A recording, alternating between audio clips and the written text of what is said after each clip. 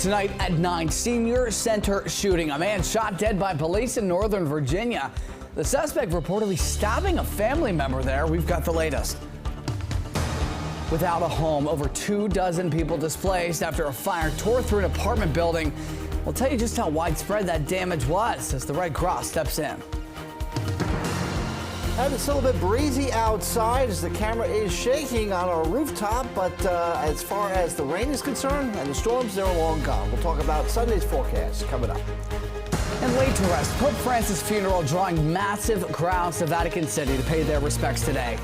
The service also a backdrop for high-stakes meetings with President Trump. And saving you cash from buying a new car to purchasing clothes for kids, even decorating your home.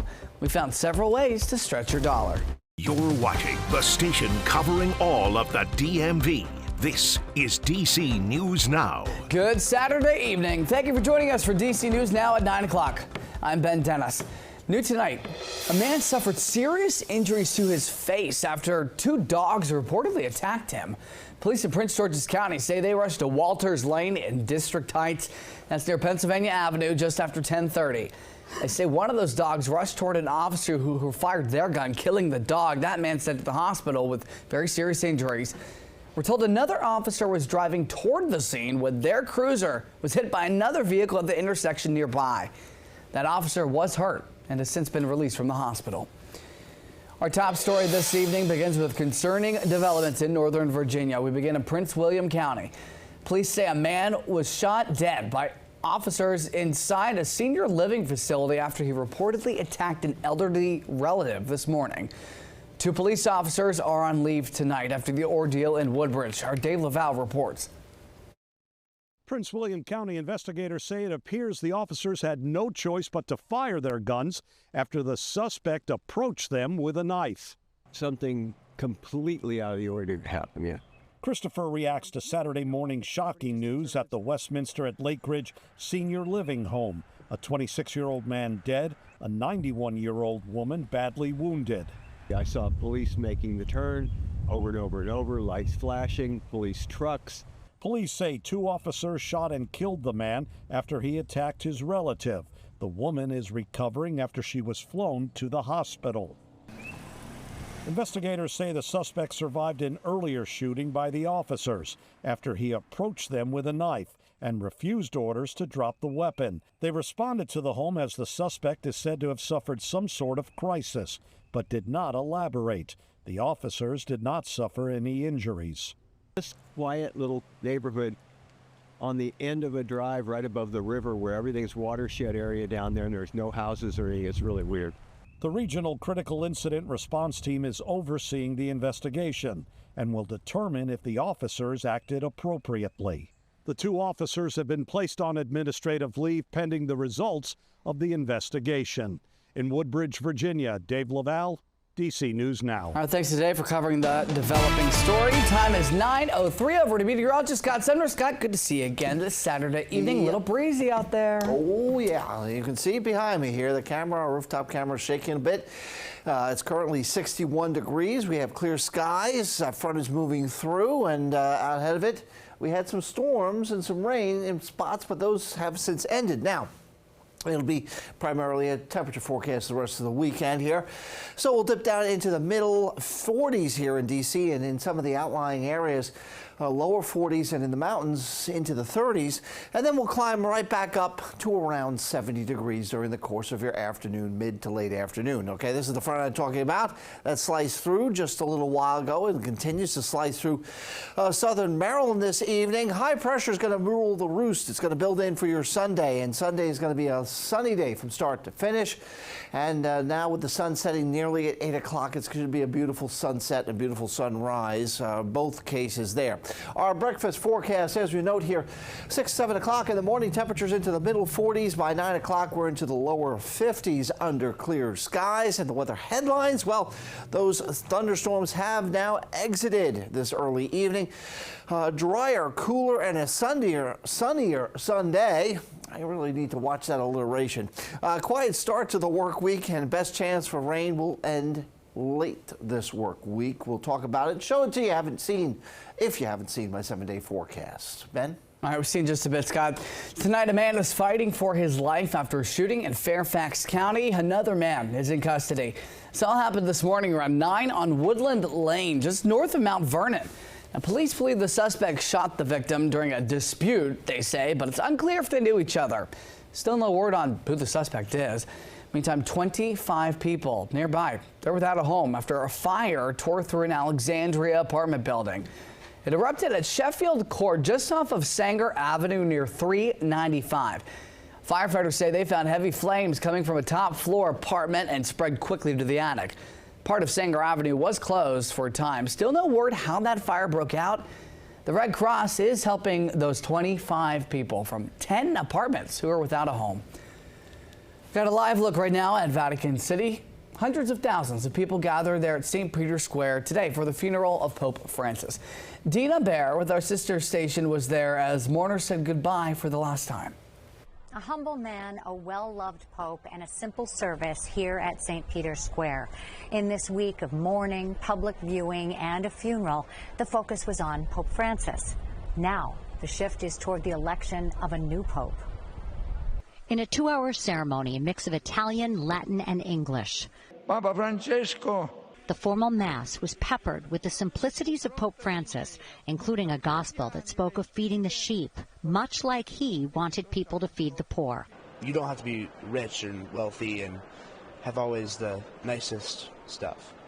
In addition to the faithful, priests, church leaders, 130 world leaders and reigning monarchs paid their respects, including President Donald Trump and Ukrainian President Volodymyr Zelensky, who had a meeting before the service at St. Peter's Basilica. Could this holy place, amid Pope Francis' final message of peace, make a difference? I think it's a beautiful thing that they met today, and we can hope that it makes a difference. After tipping the casket toward the crowd to cheers, the pallbearers carried the Pope's body inside the basilica and onto a makeshift Pope mobile on a pickup truck for his final journey through Rome to St. Mary Major, the very place he visited the first day of his pontificate, where he was lowered into the ground Saturday. Unlike the ornate burial spaces for the 9 popes entombed at St. Mary Major, Pope Francis was lowered into the ground per his wishes with a simple cross and the name Franciscus. It was very beautiful. There's no rest for the cardinals now. They must meet to decide a conclave date and then go into conclave to elect a new pope. The earliest that could happen is 15 days after the pope's death, so May 5th. But first, the mourning process. 9 more days of masses here at St. Peter's Basilica to pray for the soul of Pope Francis. At St. Peter's Square, I'm Dina Bear. Our thanks to Dina. Back here at home, got some developing news. World Pride organizers say the Kennedy Center canceled a week's worth of events in June. Several artists and producers involved with the Tapestry of Pride schedule say their events were quietly canceled or they were moved to other venues. There have been massive changes at the Kennedy Center since President Trump replaced most of the board with loyalists and made himself the new chair. Kennedy Center did not respond to a request for comment. In Maryland, a student is facing charges for bringing a knife to a Charles County school. Authorities say a staff member at Thomas Stone High saw the student with this knife yesterday, and they were able to take it from the student without any issues. Officials say the student is facing charges as well as school discipline. This, however, is the 3rd incident involving weapons on campus in recent weeks. Therefore, the Charles County superintendent is inviting parents to a meeting on Monday to address safety concerns. Well, for other parents in Northeast D.C., it is a scramble. They have just learned they've got to find a new school for their kids in the fall. The board at Hope Community Charter School recently voting to close in June. Our Randy Bass has more on what led up to the sudden shutdown. Staff and parents we talked to here say they blame mismanagement and poor leadership for the sudden closure of Hope Community Public Charter School here in Northeast. But the board last night, they said the decision to close was not an easy one. I'm hurt behind it, man. Then I got to find a place to put them back in school and find somewhere close by. Just under 200 students in pre-K through 8th grade attend school here at Hope Community Public Charter School in Northeast. including Albert Jones kindergartners, AJ and PJ, who say they feel safe here. This school is nice. This school don't got no shooting, and this school don't got no violence. I would think this is a good neighborhood. Families were given letters Friday letting them know about plans to close the school, and Jones says he needs to find another safe space to send his boys to school. I got to try to find out what I'm going to do. Thursday night, the school's board officially voted to shut the school's doors at the end of the academic year this June.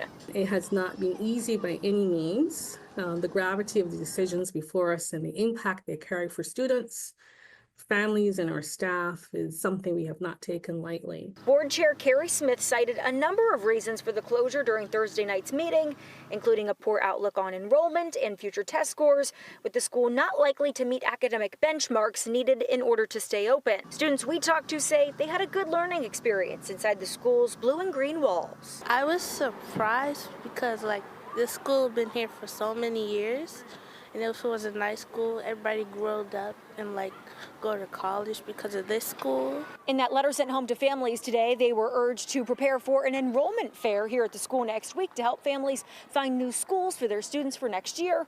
That is set for next Tuesday. In Northeast, I'm Randy Bass, DC News Now. All right, thanks to Randy.